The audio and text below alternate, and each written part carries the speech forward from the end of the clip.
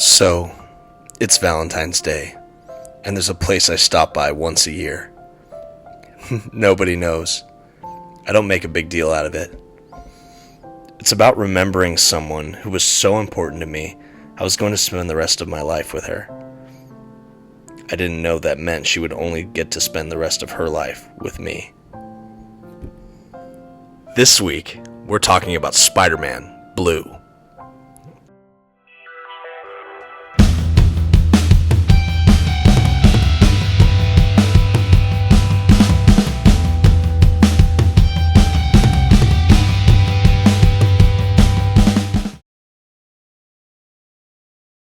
Hello webheads, and welcome to the Comic Book Report, where we report on comic books and graphic novels so you can get an idea of what to read.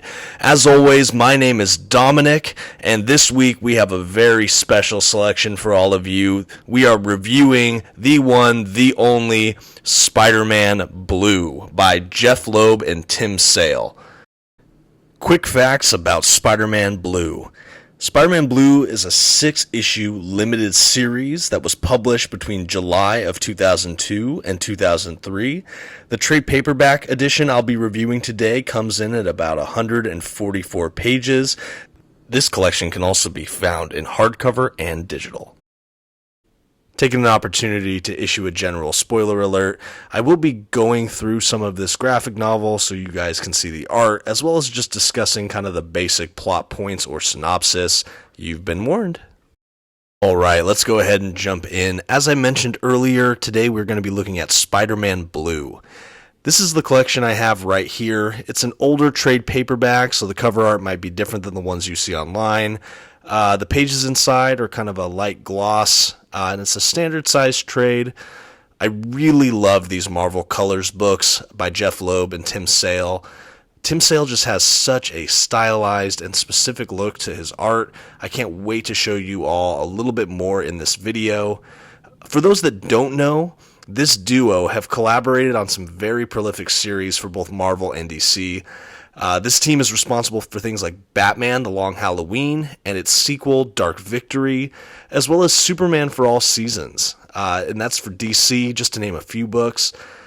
Definitely worth checking out, definitely worth a read. I might have to review those in the future. Over here at Marvel, they continued with this color theme.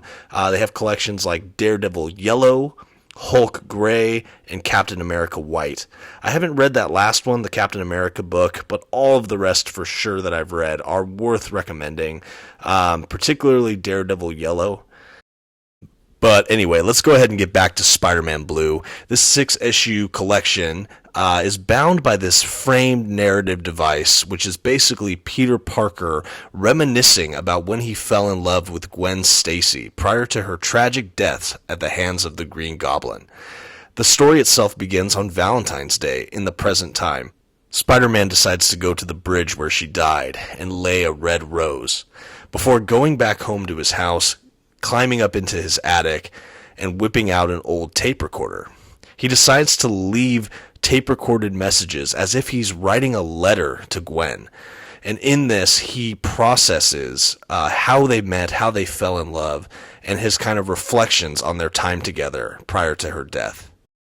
As Peter reminisces across these tape-recorded messages he's leaving for Gwen, us as the readers get a treat to look inside some of the beginning of the Silver Age when this character was first created toward the later end of the Stan Lee Steve Ditko run. We get to see a cast of colorful villains, some of his best in his rogues gallery. We get to see even some dialogue lifted from some of these old issues and reimagined in incredible scenes and artwork by Tim Sale. In these pages, we get to see Peter befriend Harry Osborn. We see him get to meet Mary Jane Watson, his future bride. And we also see him face off against some notable villains. Iconic imagery, classic costumes, great fight sequences that really just cut to the heart of Spider-Man. A wonderful collection for longtime fans, and a great place to start for those that want to get into the Spider-Man world, know a little bit about him, but really want a picture of how his heart works and who his colorful cast of characters are.